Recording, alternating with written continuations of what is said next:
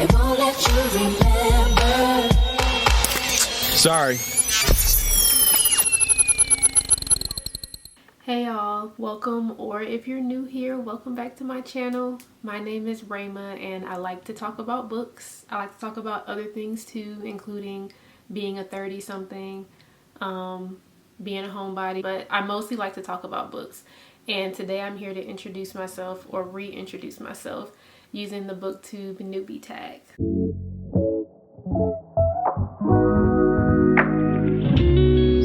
So I'm gonna just go ahead and jump right into it. There are 7 questions that I want to answer, starting off with why did you start this channel?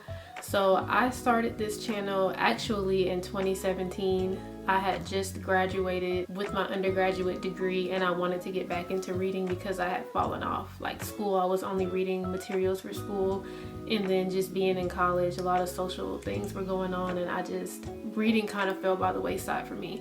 So once I graduated and I had time, I wanted to pick it up again. So that summer after graduation, I was working as a receptionist at a paper company. I was literally Pam from The Office, and I didn't have to do anything. I was just sitting at the front desk, so I would read, and then I was trying to figure out what types of books I wanted to read because I hadn't read like that in so long. I didn't even know what was out anymore. So I found Bookstagram and I was getting reading recommendations that way, which then led me to BookTube, and I was amazed to see that there was a community on there of like people who love to read and just talk about it, and I wanted to join it. So I did, and this was 2017, and it was right before I started my master's program. So I posted like 3 videos and immediately fell off as soon as classes started. So I'm kind of sad that I didn't like keep it going. So now it's been about 8 years later, and I have since graduated again for the very last time. I'm not going back to school again. I've graduated again, and I find myself having a lot more free time, and I just really want to get back to myself and the things that I love. So I picked up reading again. I'm on my 7th book of the year, and it's March, which is amazing to me because if you've watched some of my other videos, you know I'll say that I literally in 2022 and 2023 only read 5 books for like the whole year, each year. So it just feels really good to me to have this time and space to do that. So I'm back again because same reasons as before, but also even though I kind of fell off for a certain amount of time, that's always been something that's been a constant for me. So I think that it's something that I would be more likely to, at least now as a 30-year-old, like maintain and keep doing. So yeah, those are all the reasons why I started this channel. Number 2 is what are some fun and unique things you can bring to BookTube? I'm pretty sure in 2017 my answer to this question was myself, because at that time I felt like I didn't see a lot of Black BookTube like content creators on here. The only one that I remembered from that period, I'm sure there were more, but the one that I remember like vividly was Naya Reads and Smiles.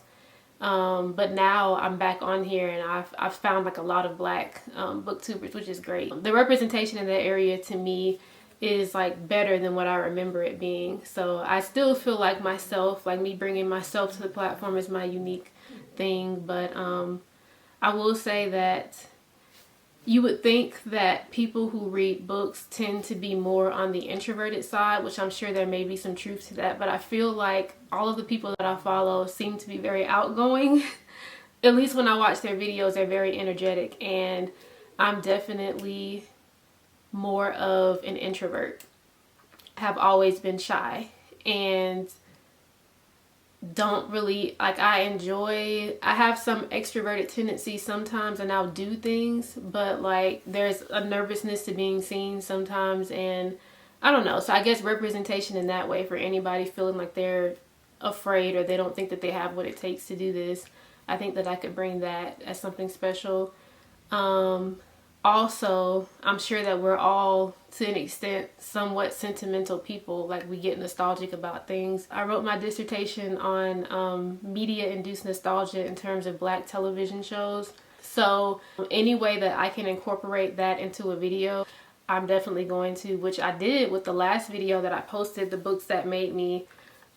It's a challenge that was on Instagram, and I then made a video about it on this platform, and it was fun to kind of go down memory lane and see like a bunch of books that I loved when I was younger, so if you want to, check out that video. But yeah, so that's something that I bring. Number 3, what are you most excited for about this new channel? I would have to say definitely to have video evidence and see myself growing over time, because I'm not somebody who, I don't know, I've watched other YouTubers and I love their videos, so then I always get curious and go back and see what their videos were like at the beginning, and I see they were never bad to me. I think that people always say, you know, your first couple of YouTube videos will be terrible, and then I look at their first couple of YouTube videos and they're not as bad as they're saying. But I look at them and I do see like growth from when they started until now, and so that's something that I'm excited about seeing in myself, because it's kind of daunting right now and I don't always feel super confident about like talking to the camera and stuff. So just seeing myself grow in terms of speaking better and more clearly, I'm excited about that. I'm excited about connecting with people on the platform. I've watched some videos and have seen like booktubers like meet up in different cities and go shopping together, and if that something like that could happen, I'll be really excited about it. So like the community aspect of it, and also being able to see myself grow as a person, just to see how much better I get in terms of being able to eloquently like talk about the books, because there's a special skill. To some people that may come easy, to me I'm just like, oh, the book was amazing, it was great, like, you know, I can write better about how I'm feeling about something than I can say it. So just being able to practice that would be great, and I'm excited to see myself grow in that area. Number 4, why do you love reading? I love reading because, and I feel like everybody's probably said this, like I think my dog is at the door. The escapism aspect of it. I like a story being so good that I just lose myself in a book. I think that people aren't always super forthcoming about the things that they go through. Like, we don't know everybody's stories, and so you never know. Like, you look at social media and you see everybody living these perfect lives, but then you read a book and you see like somebody's innermost thoughts, and to me it helps me feel a little less alone in some of the things that I go through, and it helps me to process. Like, I'm the type of person that will annotate books, like underline quotes that I really like and make notes in the margins, like I'm talking to the author or the character. And so things like that I feel like really help me process things that happen in my own life. So escapism, just feeling seen by a book. I like seeing how other people relate to books that I like. So how the communal aspect of reading, how people are interpreting the book. And just like the storytelling aspect in general. I love a good story. I think that stories facilitate like understanding about certain things, because of how I actually studied this in school a little bit too, like how there are logical, most of the time, like logical steps from this point to that point, and the way that things connect, and it helps you to understand things a little bit better. And I enjoy that. I enjoy that reading helps my vocabulary. I've seen that, like I'll start using words and people are like, what are you talking about? And like when you read a lot, you start to notice that your vocabulary gets enhanced and even your writing skills get better, in my experience. And so reading has a lot of benefits and I love it, but I would say that the number one thing is like escapism. I just love escaping, and it's very entertaining. There's nothing like reading a good book and like the book making you laugh out loud or things like that. Or I'm sorry, this is like a spiel. Or when the book gets adapted into a movie and the movie is good too, so then it's like you have this book and then the experience just keeps going. Like I love stuff like that, so that's why I love reading. Number 5, what book or series got you into reading? I don't really know. I talked about this, or I kind of touched on this on the last video I uploaded, the Books That Made Me video, and the first book that I remember reading is Chicka Chicka Boom Boom, about A told B and C told D, I'll meet you at the top of the coconut tree or something like that. And yeah, But the way that I feel about reading, based off of what my parents have told me my experiences were growing up, and like, I feel that reading for me was inevitable. I've read books recently, like love, like romance books, where a main character is saying like loving this person felt inevitable, and I love the way that that sounds, like what that means, because that's how reading has felt for me. Like, it just seems like something that has always, it seems like something that has always just been there. Like, it was always going to be a thing for me. So Chicka Chicka Boom Boom is the first book that I remember reading. I don't think it was the first book I ever read. But when I was younger, I can list books I loved. When I was younger, I loved the Magic Treehouse books, A Series of Unfortunate Events. When I got to middle school, I was reading Sharon Draper books down, the Hazelwood High trilogy, Romeo and Julio, Sharon Flake's book, The Skin I'm In. When I got to high school, kind of didn't read as much. I think I did my first year. I remember reading Pretty Little Liars, and that was a show that was like popular on ABC at the time. And then I remember the Twilight series. That's a book that really like, so not stamped or solidified, because I already love to read, but that's a series that's what I'm talking about. When there's a book that's just amazing, and then there are movies that go with it that just continue the craze. Like, I love that. So yeah. And more recently, I would say Nicola Yoon's books. She's definitely a favorite author of mine, if not my favorite. I think she is my favorite. Every book she releases, I'm gonna have to go get it. So Nicola Yoon, The Sun Is Also a Star, plus the movie that goes along with it, like, that's something that has, you know, in more recent times got me back into reading and solidified my love of it. So I don't know if that's answering the question. I can't really say what book or series got me into reading. Reading has felt inevitable for me. I was literally told that as a child I was walking around the house in pull-ups with books like upside down, pretending to read, and was not reading anything. So it's been inevitable. I just love it because it's in me. It's part of me. Number six. What questions would you ask your favorite booktubers? Okay, so apologies if you hear anything in the background. That's my boyfriend downstairs playing his PlayStation. But now the two main booktubers that whenever they post something I immediately hop to it are Shaughnessy and Kalila D. And so I would have to say that they're my two favorites. And what I would ask them, I don't know, because Shaughnessy, if you watched her videos, you know she's like, she leads with, like, she's a booktuber, but she also has a lot of her own personal life like wrapped into her channel, and it's really cool the way she does that. Like, you feel like you really know her, and like that's your best friend. I'll be talking to my boyfriend like, you know, my friend, and he's just like, okay girl. Anyway, I don't know what I would ask her, because I just feel like she has like Q&As every week, and if I have ever had a question, it's already been answered. But in Kalila, she posts so frequently, like she's just always on it.